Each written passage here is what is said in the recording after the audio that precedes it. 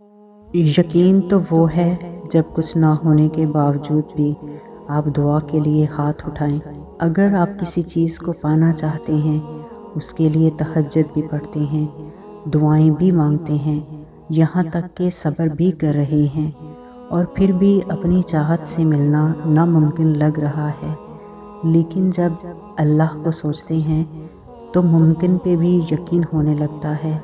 تبھی اللہ پاک معجزے کرتے ہیں، اور جب دعائیں قبول ہونے کے قریب ہوں تب دعا کے بعد انسان کا دل کو مطمئن کر دیا جاتا ہے۔ تمہاری دعاؤں کو تمہارا بنانے سے پہلے یہ دیکھتے ہیں کہ شکر کے سجدے میں بھی اتنی شدت ہوگی جتنی مانگنے کی شدت میں ہے۔ جب تم بار بار اسے پکارتے ہو تو وہ تمہاری آواز کو کیسے انسنا کر سکتا ہے؟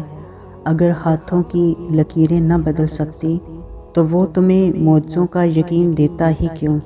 نصیب بدلنے کے لیے تو دعاؤں میں دل لگا دیے جاتے ہیں اور اس کے ہاں نیتوں کے صلے دیے جاتے ہیں۔ کیا پتہ نصیب کی کتاب میں آپ کی زندگی کے چند صفات اللہ نے دعاؤں سے ہی پر کرنے ہوں۔ دعائیں تو وہ کن کا سوال ہیں جنہیں اللہ کبھی رد نہیں کرتا۔ دعائیں تو وہ معجزہ ہیں جو تمہارا نصیب بھی نہیں روک سکتا۔ دعا تو مقدر موڑ دیتی ہے، تم بس یقین رکھو اپنی دعاؤں کی قبولیت کا۔ اللہ کی محبت، دعا پہ یقین ہو، عشق تہجد ہو، صبر کی راہ ہو تو منزل صرف کن ہوتی ہے۔ وہ چاہتا تو تمہیں مکمل نا امید کر دیتا، پھر کیوں اس نے تمہیں یقین کی پہیلی میں الجھا رکھا ہے؟ کوئی تو وجہ ہوگی جو اس نے تمہیں سجدوں کے لیے چنا ہے۔ وہ القادر ہے جو ہر چیز پر قدرت رکھنے والا ہے، اس کے لیے ہر گمان کو حقیقت میں بدلنا بھلا کیا مشکل۔ وہ جو العلیم ہے یعنی سب جاننے والا، وہ کیسے تمہارے دل کی کیفیت سے لا علم ہو سکتا ہے؟ کیونکہ قرآن میں اللہ پاک فرماتے ہیں کہ تم کچھ بھی چاہ نہیں سکتے جب تک اللہ نہ چاہیں، کیونکہ تمہاری خواہشات اللہ کے فیصلے کے بغیر نہیں ہو سکتی۔ جب تم کوئی چیز اللہ سے مانگتے ہو تو تم اپنی سوچ کے مطابق مانگتے ہو، اور وہ تمہیں تمہاری سوچ سے بڑھ کر دیتا ہے۔ دعا کی قبولیت دل و روح کی تڑپ کا تقاضا کرتی ہے۔ اگر اللہ پاک تمہاری دعائیں پوری کر رہا ہے تو وہ تمہارا یقین بڑھا رہا ہے۔ اگر دعائیں پوری کرنے میں دیر کر رہا ہے تو تمہارا صبر بڑھا رہا ہے، اور اگر تمہاری دعاؤں کا جواب نہیں دے رہا تو وہ تمہیں آزما رہا ہے۔ اسی لیے ہمیشہ دعا مانگتے رہا کرو۔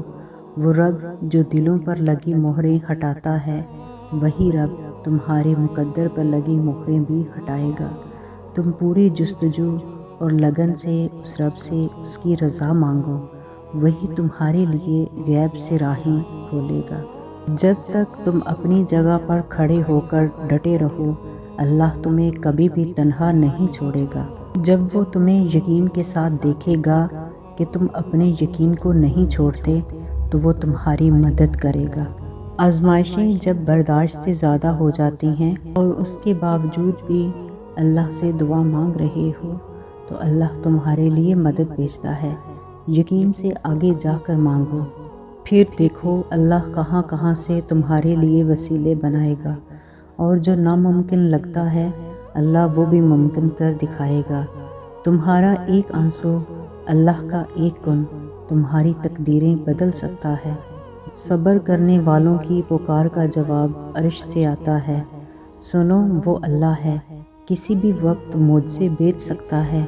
مایوس وہ ہوتے ہیں جن کو رب پر یقین نہیں ہوتا، جن کا ایمان کمزور ہوتا ہے۔ اللہ تو مسبب الاسباب ہے، بہترین اسباب بنانے والا، اور وہ دلوں کا حال تم سے بہتر تمہارا رب جانتا ہے۔ وہ راضی ہوتا ہے تو ہر چیز کو وسیلہ بنا دیتا ہے، اور اگر راستہ پختہ ہو، یقین کامل ہو تو ہر منزل پہ خدا ملتا ہے، اور راستہ نظر نہ آئے تب اللہ پر یقین ایمان ہے۔ جس چیز کی تمنا کرتے ہو اس کے لیے دعا کرتے رہا کرو۔ ناممکنات صرف آپ کے دماغ کا تصور ہیں، اللہ کے لیے کچھ بھی ناممکن نہیں، وہ تو ہر چیز پر قادر ہے۔